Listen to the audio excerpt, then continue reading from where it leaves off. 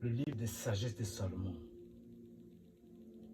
La Bible édition Le Cerf.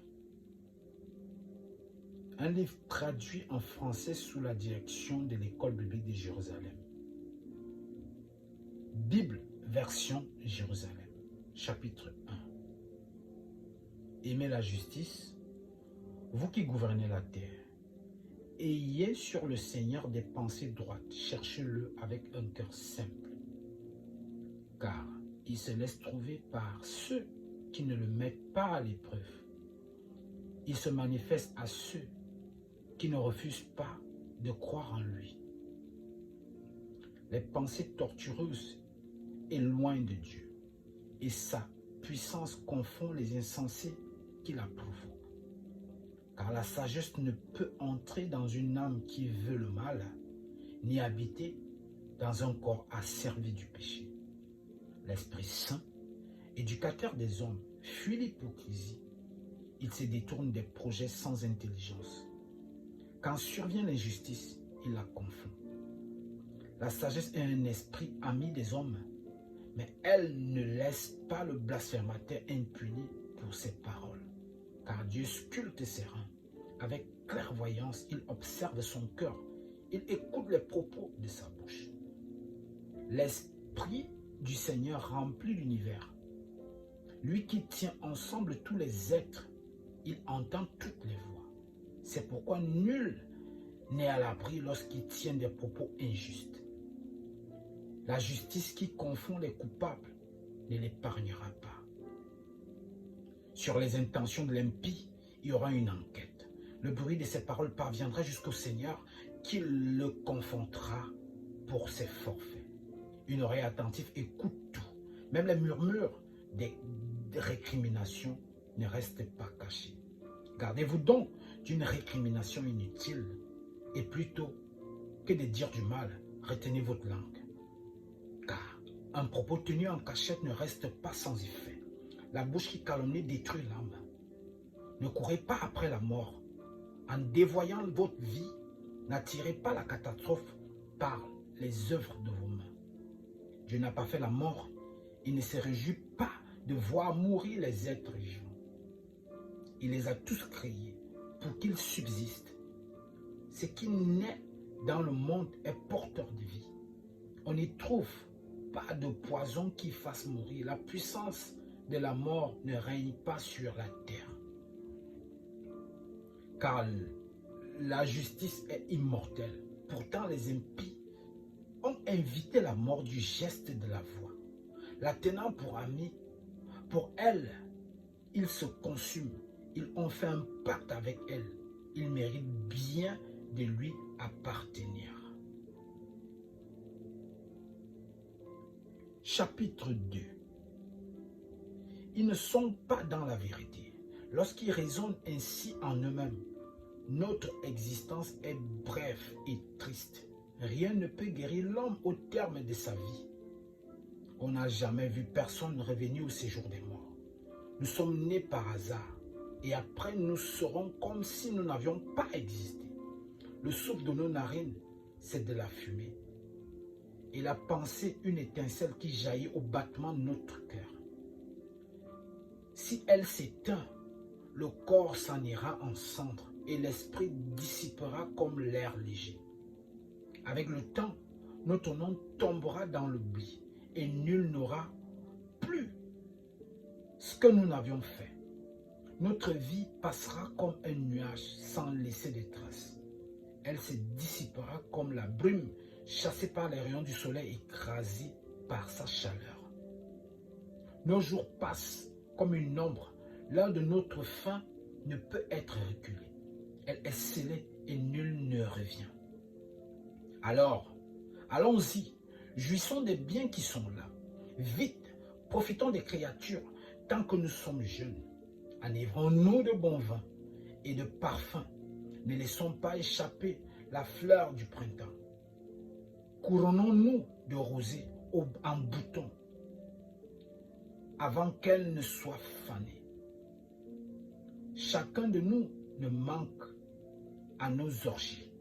Laissons partout des signes de jouissance, car c'est là notre part et c'est là notre lot. Écrasons le pauvre et sa justice. Soyons sans ménage pour la veuve et sans égard pour le vieillard aux cheveux blancs. Que notre force soit la forme de la justice, car ce qui est faible s'avère inutile. Attirons le juste dans un piège, car il nous contrarie, il s'oppose à nos entreprises. Il nous reproche de désobéir à la loi de Dieu et nous accuse d'infidélité à notre éducation. Il prétend posséder la connaissance de Dieu et se nomme lui-même enfant de Dieu. Il est un démenti pour nos idées. Sa seule présence nous pèse, car il mène une vie en dehors du commun. Sa conduite est étrangère. Il nous tient pour des gens douteux, se détourne de nos chemins comme de la boue.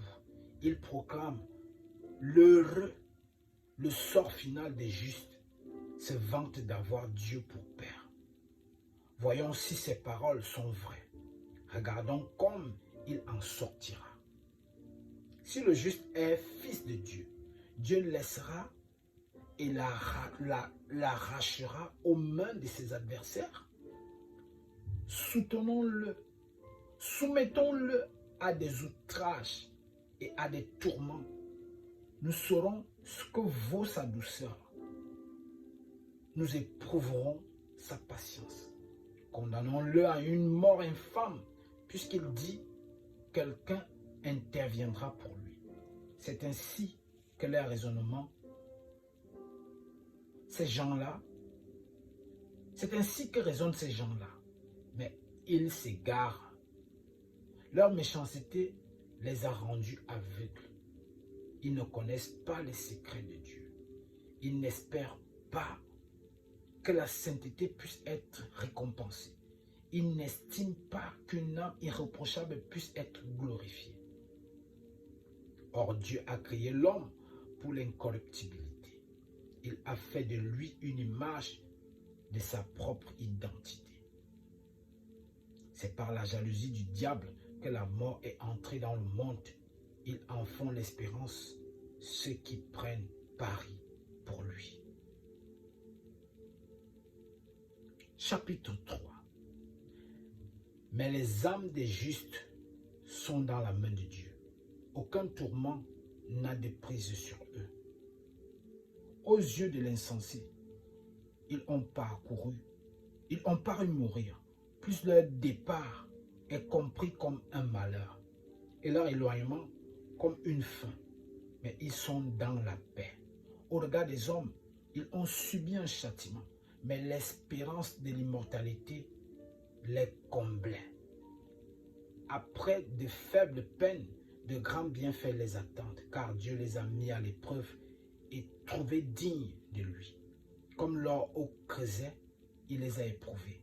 Comme une offrande parfaite, il les a accueillis. Au temps de sa visite, ils leur resplendiront. Comme l'étincelle qui court sur la paille, ils avancent. Ils jugeront les nations. Ils auront pouvoir sur les peuples et le Seigneur régnera sur eux pour les siècles. Qui met en lui sa foi comprendra la vérité. Ceux qui sont fidèles resteront dans l'amour près de lui. Pour ses amis, grâce et miséricorde, il visitera ses élus. Mais les impies subiront une peine à la mesure de leurs pensées, car ils ont méprisé la justice et abandonné le Seigneur. Misérables, ceux qui tiennent pour rien la sagesse et discipline de vie. Vide est leur espérance, vaine leur fatigue, inutile leurs œuvres, folles leurs femmes, méchants leurs enfants et leur descendance maudite. Heureuse la femme stérile, si elle est sans souillure et n'a pas connu une union coupable, elle aura son fruit lorsque les âmes seront visitées. Heureux aussi l'unique dont la main n'a pas fait de mal et qui n'a pas nourri de ressenti contre le Seigneur. Une faveur spéciale lui sera accordée pour sa fidélité. Et dans le temple du Seigneur, il aura une part très douce à son cœur. Les efforts vertueux produisent un fruit de renommée. Ce qui s'enracine dans la sagesse ne peut manquer son fruit. Mais les fruits de l'infidélité ne parviendront pas à la maturité. La descendance d'une union illégitime disparaîtra. Même s'ils vivent longtemps, ils seront comptés pour rien. Et pour finir, on méprisera leur vieillesse. S'ils meurent tôt, ils n'auront ni espérance ni consolation au jour du verdict. Pénible est la destinée d'une génération injuste. Parole de Dieu.